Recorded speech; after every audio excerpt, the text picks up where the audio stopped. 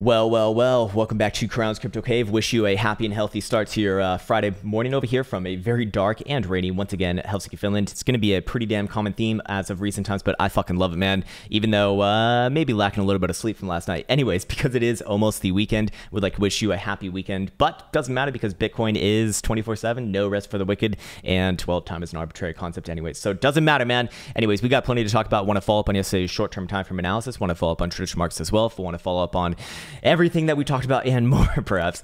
And so with that said, let's put the focus now on the Krown Chain application. We found at app.krownchain.net, and what do we see? We do see that the Bitcoin dominance hanging out about the same area that we saw yesterday, but getting a lot of questions about this yesterday as well, you know, going through the comment section, which actually do look at the comments, pretty much all of them, and actually a bunch of people are asking this. Krown, what do you mean about full retracement for alts? What do you mean? What does full retrace mean? Well, it means that they go down, and then they go down, and then they go more down, and then they go more down on top of that, typically speaking.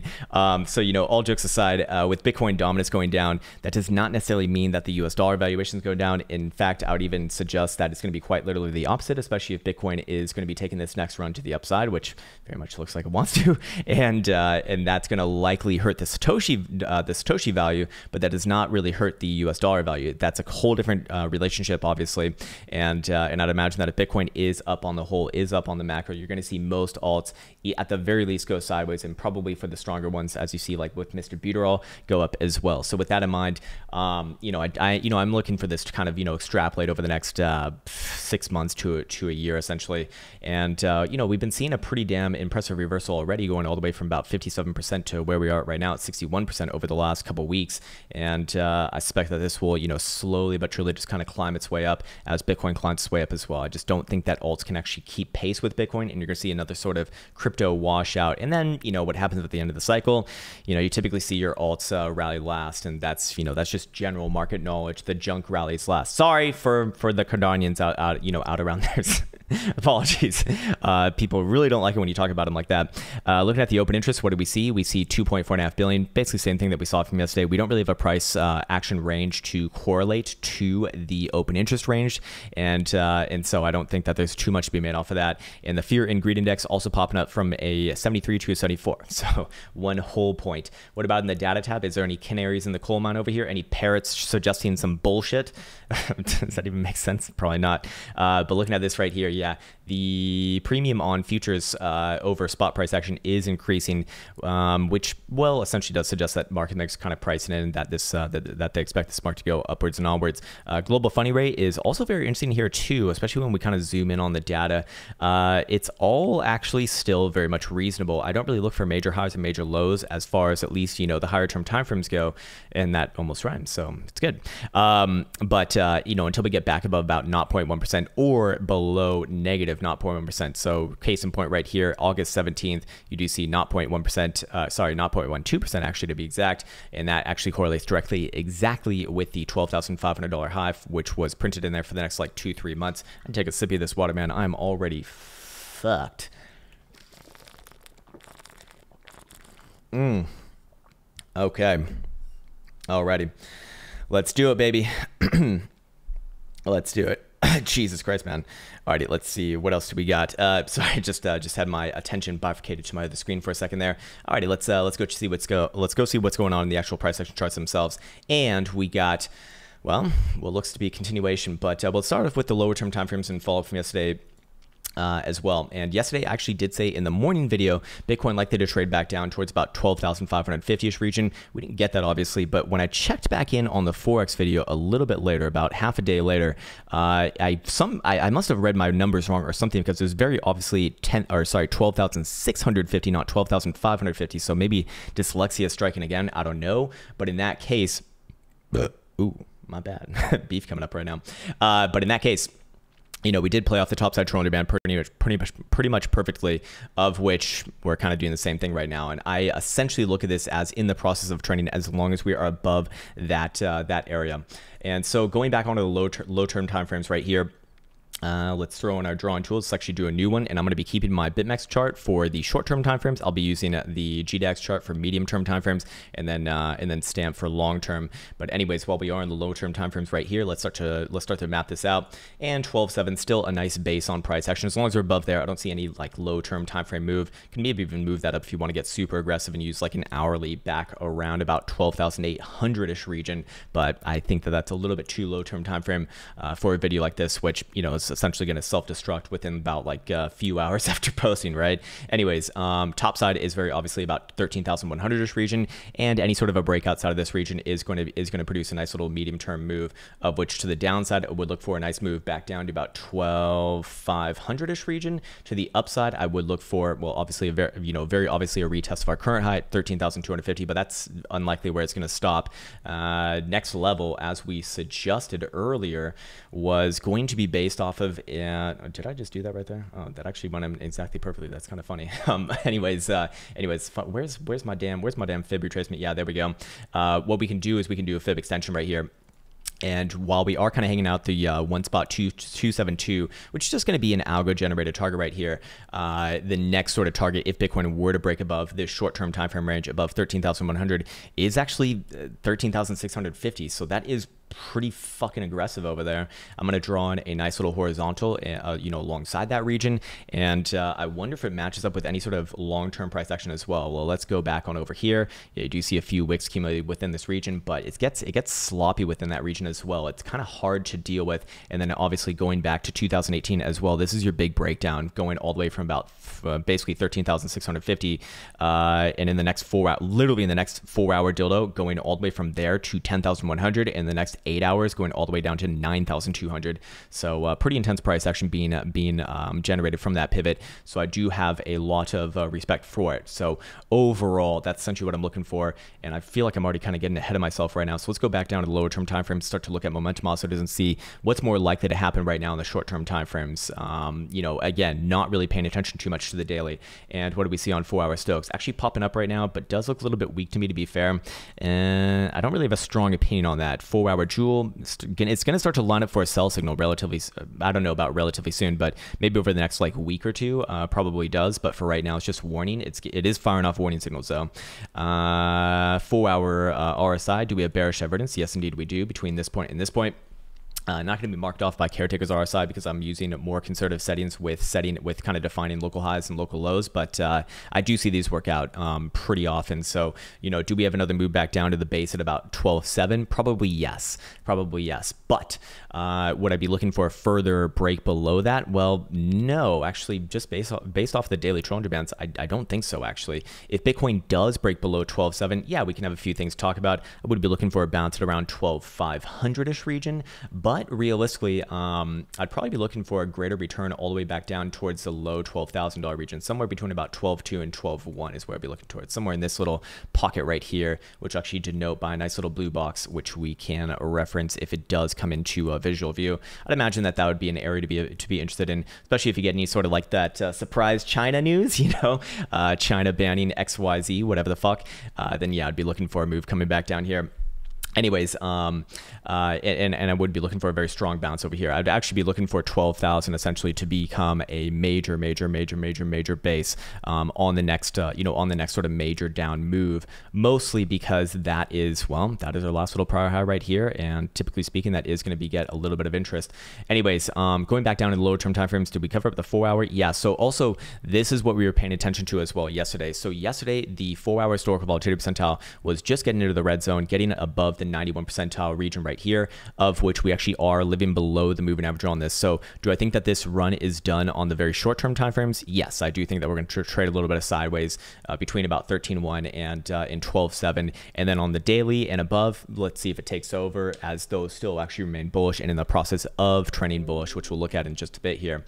But the lower-term timeframes do suggest sideways and down. Actually, once again, looking at 3-hour Stokes crossing back down, 3-hour RSI looking a little bit droopy there as well, I'd probably be looking for this one to come back down and test somewhere around the edge of the bullish control zone and then bounce up again. Looking at 3-hour jewel, going to start to line up for a sell signal here too. This is not this one probably does not work out right here, but when it relines up for the secondary drive, that's when it probably does. And we see the same thing on HVP here too. So everything's kind of working together right now thus far. What about on the buy hourly? Yes, buy hourly coming down here pretty aggressively actually. And what do we see on hey, get the fuck out of my face. What do we see on buy hourly RSI? Yeah, a little bit of bearish divergence being confirmed right there, and likely coming back down short term to about 12.8. Yeah, so if I had to kind of summarize my thoughts up right now, short term likely going to play sideways and down. Do I think that we actually initiate any sort of legitimate downside? Well, obviously that's a question of perspective, but I don't think that we're going to like break any major ranges here as it is right now. Can I be wrong on that? Yeah, absolutely. This is why I try my best, at least I probably don't do the best job of this, but I try my best to hopefully present the analysis in just the most unbiased way as possible, and then differentiate my opinion when my opinion needs to be well stated in a way that's not to coincide with the actual analysis itself. Anyways, so yeah, looking at the hourly right here, and just kind of working our way downwards. Do we see anything of interest? Not really. No, at least not anything that we're not already getting from the other time frames. I'm sure that people are calling these, or someone's probably calling this an ascending triangle as it is right now.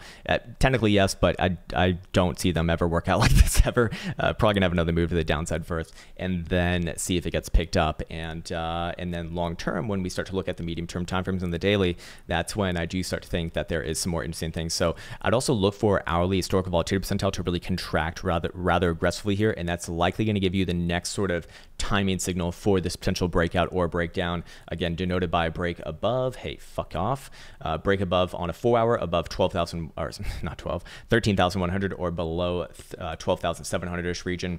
If you're using a 2-hour, could you use the same areas? No. 2-hour, I'd be using 13,150 to the upside, and same area to the downside. And hourly, I would use 13,250 to the upside, and same area to the downside as well. So 12.7 is pretty damn solid right there. The upside though going to be different depending upon which different time frame that you use. Of course, higher term time frame is going to have more weight on them, but then there's there's cost benefit of going like too high and you miss the whole move, and too low and a little bit too risky. So fair enough. Anyways, let's see. Let's go over to the medium term time frames now. We'll go to the 12-hour right here. We'll go to our GDAX chart, and I don't know, should I actually stay on this chart or not? You know what? I'll go back to this one. It's a little bit cleaner. Okay, cool. And still got my fibs over there. Okay, nice one. And what do we see on 12-hour Stokes? 12-hour Stokes getting way up there now too.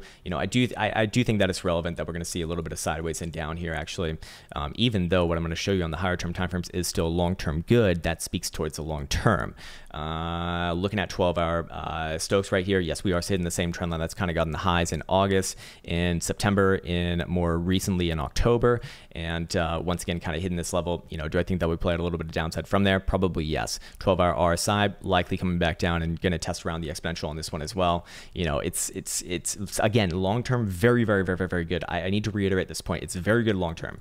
Short-term though, yeah, a little bit of downside drama probably likely. What about 10-hour, just out of curiosity? 10-hour Stokes still kind of snaking around, a little bit of down action right there too.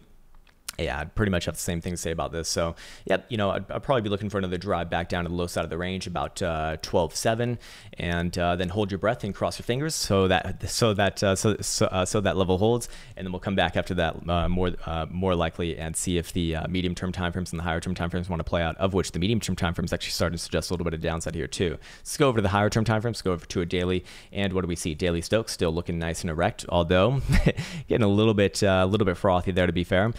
Daily historical volatility percentile is in the process of trending right here, though. We are having that nice spike up coming in from a very low region, of which this did get the whole move from about October 6th to where we are right now. So that's a pretty fucking massive rally, going all the way from about $2,500 and pretty much in line with what we saw back on over here in July before this very similar read, expanding from the price action range from about 9,200 all the way to 10,500 right here. So nice, somewhat comparable move.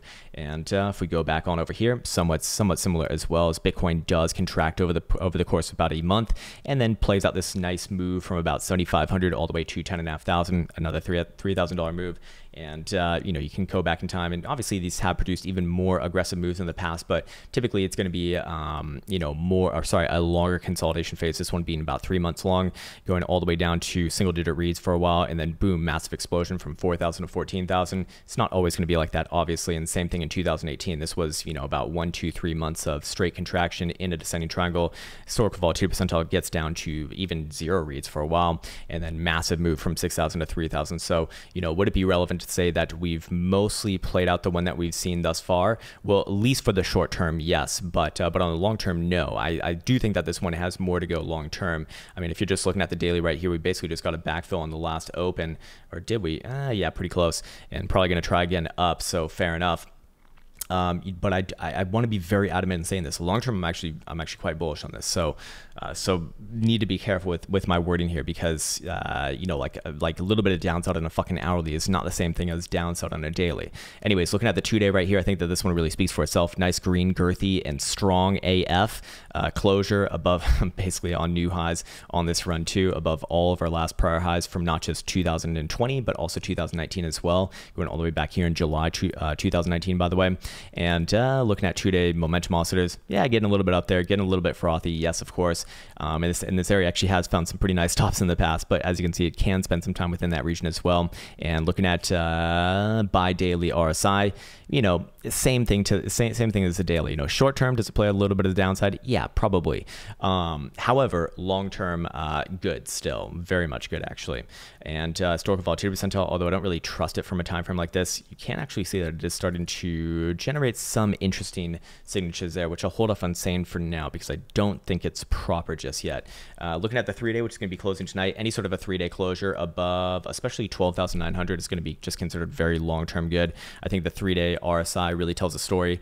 This one does very likely have some more upside overall. Looking at 3-day Stokes right here as well, we did see this trend line play out, or sorry, no, we are looking at this trend line right here, which are going to be coinciding with probably on the next tick or two at the very least. Remember, this was also counter to the bottom side trend line that we have right here, of which that got the lows in December 2018 at 3,100, got the lows in October 2019, got the lows in December 2019, and got the lows in March 2020. That was actually coronavirus dump, and then more recently in September at about 10,000 bucks. So playing out this long-term range here, likely going to get it as well. So, you know, it's short-term. Are we going to see a little bit of a pullback? Probably yes. Where that comes from this current area at about, you know, just above 13,000, or it goes all the way to 13,600 first, I don't really have a strong opinion on that. You know, especially if the lower term timeframes break above what was it, like 13.1 again, kind of have to be bullish for the next like $500 move or so, and then probably turns into a little bit of a short-term blow off, and you will trade back down maybe somewhere around like low 12,000, and then pick it up from there. But for right now, again, you know, very long term, very, very, very, very good. Short term though, a little bit of sideways drama probably, and some downside. And let's go check out the weekly, seeing as CMEs will be closing out the weekly today at 5 p.m. Central Standard Time. So anywhere above, especially anywhere above 12,650 on CMEs, which right now we're actually trading about 400 bucks healthily above that level, is going to be is going to be really fucking good. We're going to be closing above our June 2019 highs. We're going to see weekly Stokes continue to march onwards and upwards back into the bullish control zone. We're going to see weekly RSI look really fucking good in the bullish control zone. This is incredibly constructive behavior right here. Long term, again, I'd basically be looking for this one to charge back up towards like 14,000, you know, on a weekly schedule. But of course, still need to see that one actually confirmed by end of today. And a long day of trading left to go, I suppose. So now would be a good time to actually check out our secondary charts right now. And I think that we briefly referenced this earlier. Let me just make sure I'm recording. Okay, I'm recording, the microphones work, so that's good. Not a wasted video just yet. And what do we see? You know, as long as Bitcoin is above the top side Bollinger Band, we are in the process of trending. That is one of my rules when you do see a breakout like this. Not because it's like guaranteed to work out, but just because, well, it keeps you in long trades like this. I mean, you see this one going all the way up from what was it, from about 9,500 to about 12,000 right there. You see the same thing back and over here. You see the same thing back and over here.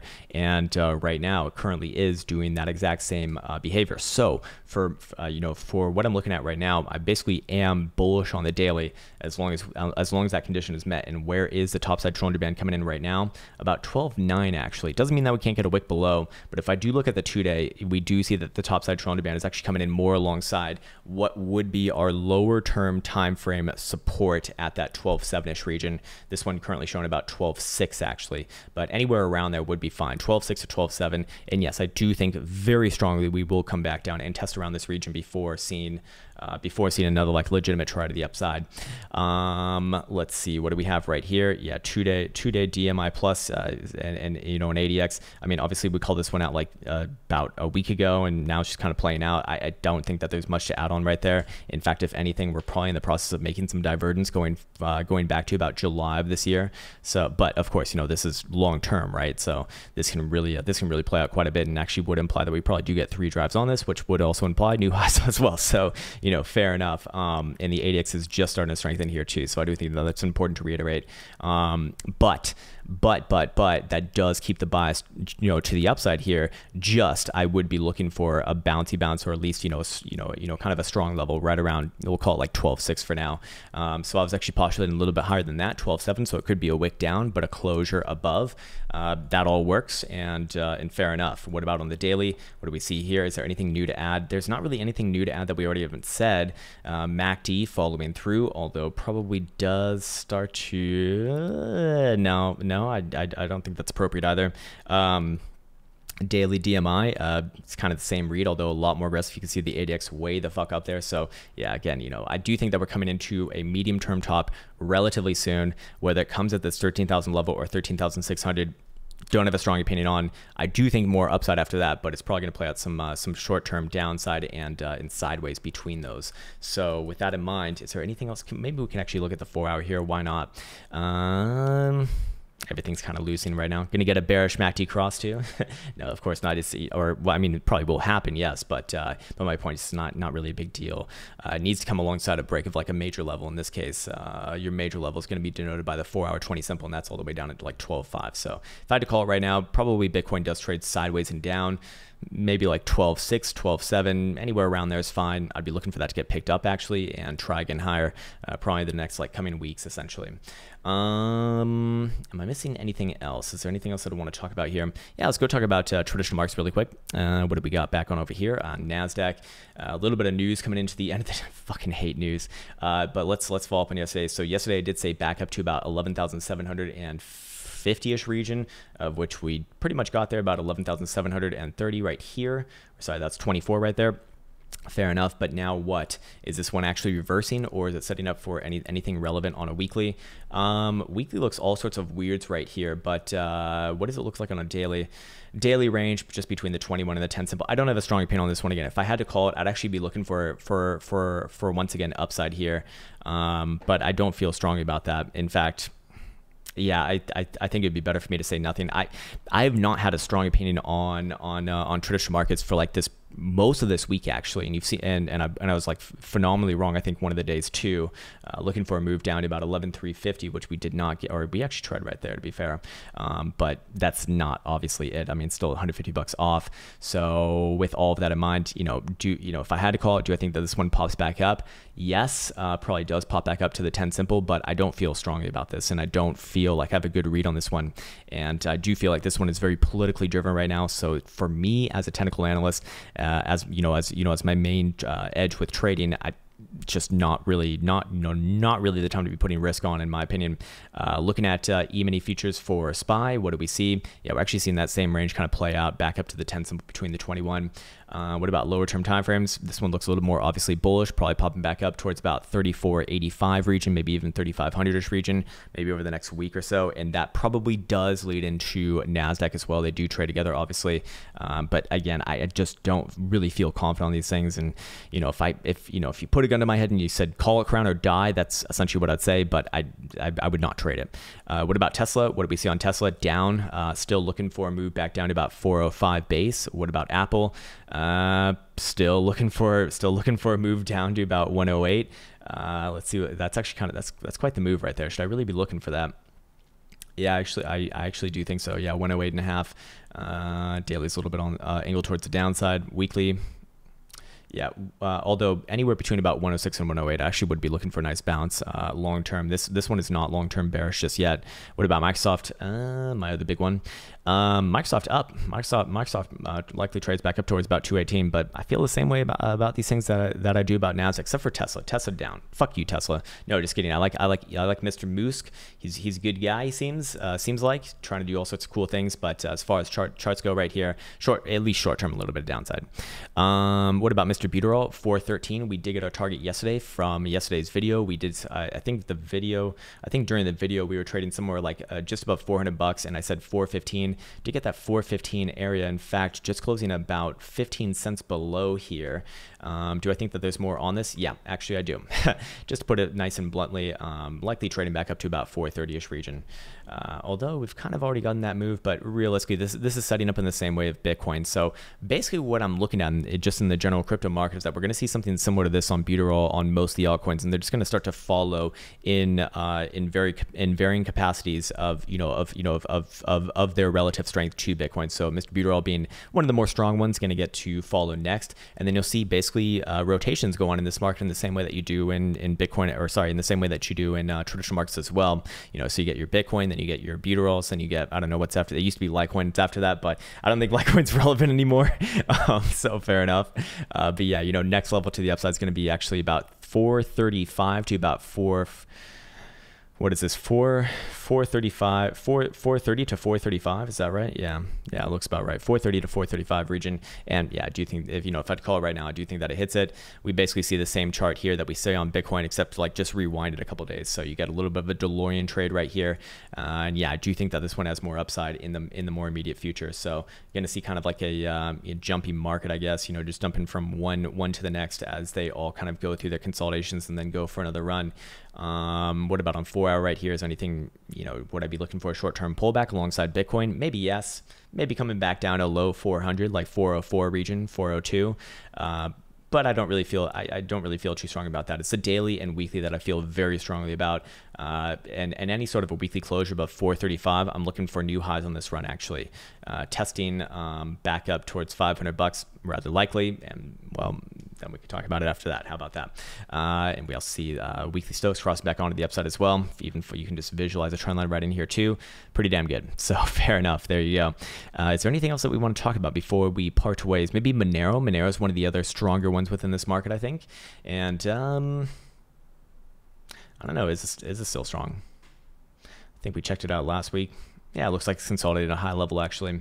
Probably be looking for it to come back down a little bit towards 120s region again, but long term I do like this. Do think that it actually, especially if we get this weekly closure basically anywhere here or higher, I'd be looking for an extension towards about 160-ish region. Looks pretty damn good actually. So those would be the ones that would, I mean, I'm not really looking at a shit ton of alts. I mean, you got Uni right here, right? Well, there you go. A little bit of, there we go. I was looking for some inherent bearishness, found it finally. But what about Link? I'm guessing that Link probably popped up to the upside as well. Just to follow the rest of the market. And oh, nice one. Okay, sweet. So yeah, we did say yesterday back up to about 1280-ish region, and we haven't got there just yet actually, but I do think that it's in the process of working its way towards there, about 1280-ish region. Realistically with a weekly closure anywhere above like 12.5 bucks, I'm going to be bullish for more on this run back up towards 15, 16 bucks. And you can see that it's all kind of the same chart right now. Everything's just gotten reaccumulated along the weekly 21, and it's hard to hate, man. It's very hard to hate. So what do we say on top of that? I mean, probably going to follow the rest of the market. Yeah, short term likely back up towards about 13 bucks, and yeah, even the very low term timeframes look okay here too. Yeah, fair enough. All right, back on to Bitcoin. Let's wrap this bitch up and send her off. And I think we need to go back to my BitMexican chart right here. If I'm using a 4 hour, I call breakout to the upside above 13,100 all the way to about 13,650. Or if you're using a 2 hour, I would use 13,150. Or if you're using an hourly, I'd use 13,200. I guess 32 if you want to be super exact. Or what if you want to use a 3 hour? 3 hour, you could use 13,150 as well. And I would very likely be looking for a blow off somewhere around 13,650-ish region. I really don't have a strong opinion whether Bitcoin or, or basically the crypto market in general trades sideways and down here, or if it breaks the upside. If I had to call it, likely sideways and down. Do you think that it probably does come back down and test around this this level at about 12.7-ish region, playing out some bearish divergence on this run as well? Not anything too crazy. These are very, anemic signals to be fair there, but I do see them play out quite often. So I do think that it holds a little bit of weight. And if we do break out the downside of this 12,700, I would look for a quick move to about 12.5. I would be looking for a bouncer as well, but that's where things get a little bit weirder for me, because while 12.5 does look like it would very like it would bounce here, would it want to reach deeper towards about 12.1, 12.2 region first? Could very well do that, actually. This would be more of a long-term play for me right here. This one more of a short-term, and obviously this one very short-term. To the upside, I think is still more enticing here. So, if I had to call it right now, like I said, sideways and down fills out this range, and then probably gives another try to the upside probably next week or something like that. Would make a little bit more sense. But for right now, Bitcoin's still, as long as that daily is still above the top side of Trollinger band, my rule is I'm looking for more upside, technically speaking. So there you go. The question is to me though, is do we get more upside first, or do we come back down and test around like 12.6 or 12.7 first? I think that we probably come back down and test around 12.6 or 12.7 first, and then try some upside. So with that said, I'd like to wish you the best and the happiest once again. This video is too long, so apologies for that. And but I would like to wish you well. Take care, and until next time.